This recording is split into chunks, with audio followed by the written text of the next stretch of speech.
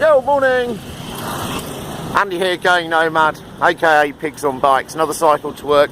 Just wanted to finish off the video that I started, part one if you like, of bad things about living in Cambodia, and so I guess this is part two of bad things about living in Cambodia.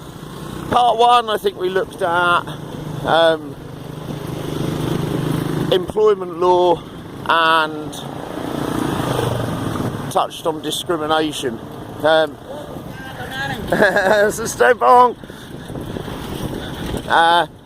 In this one, it's just talking a bit more about discrimination and also about the heat.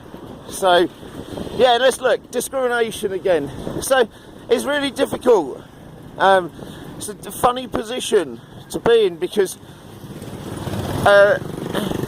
discrimination happens on several different levels, and as a Westerner, you know, as an English male in my 40s, some of it is very positive and some of it is very negative, and also discrimination towards others is very mixed as well.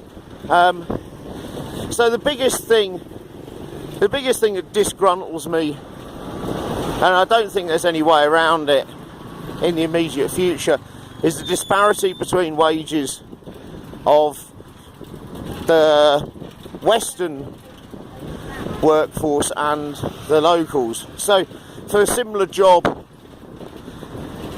a Westerner earns typically 4 or 5 times as much as what a local earns. Now, kind of does annoy me a bit, because I know I'm on the receiving end of the positive side of this, but when you have friends who you work with and they work of equal capability, equal capacity, you know, if not more able, because you have to remember that in a working environment as a Westerner, we're kind of a bit handicapped by our lack of language, unless you're very fluent in Khmer, which I don't know many people who are very fluent in Khmer. Many immigrants who are very fluent in Khmer. So we're kind of hamstrung a bit by our lack of language ability. So it means that when we go to work, such as working behind a bar, take working behind a bar for example, 2 of my friends both work behind a bar, and they work 9 hours a day, 6 days a week, and they earn on average around between $150 and $250 a month take home. And I've worked behind a bar and in Cambodia and earn total package of 5 times that. And that's not, and actually the wages like of one of my friends working for another one of my friends actually looked after quite well. You know, so it's not like the employer is respectively just paying really low. It's just the wages out here. Now I know some of the bigger hotels, heard rumours of some of the bigger hotels paying their bellboys and their general gardeners and their general staff around $80 to $100 a month, and a room in one of the hotels is $200 a night. So you kind of think, well, you know, this is desperately unfair in some cases. They're trying to bring the minimum wage into Cambodia. So anyway, that's one aspect of discrimination. Obviously the other one is like, hey, you're an immigrant, you can afford to pay more, and we'll charge you $3 instead of $1.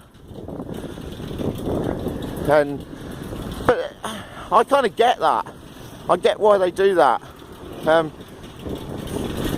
other things. It's like you go for a museum visit, or you go and visit something where you have to buy a ticket to get in, and as a tourist or as a immigrant non-national, you'd pay more than what you would if you're a local Khmer.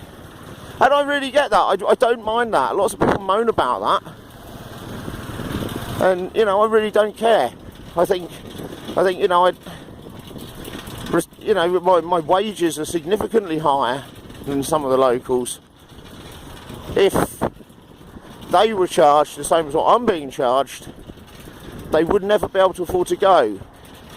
It would make going looking around your local museum the equivalent of taking 2 weeks in Disneyland. Maybe that's an exaggeration, I don't know. But you see what I'm saying there. Anyway, I've banged on for far too long on discrimination. There's more to it as well, but you're getting some of the idea here. Alright, I'm going to go now because I'm at work. Like, share, subscribe, email me, goingnomad123@gmail.com, and take care and stay safe. I'll do part 3 tomorrow. Alright, bye.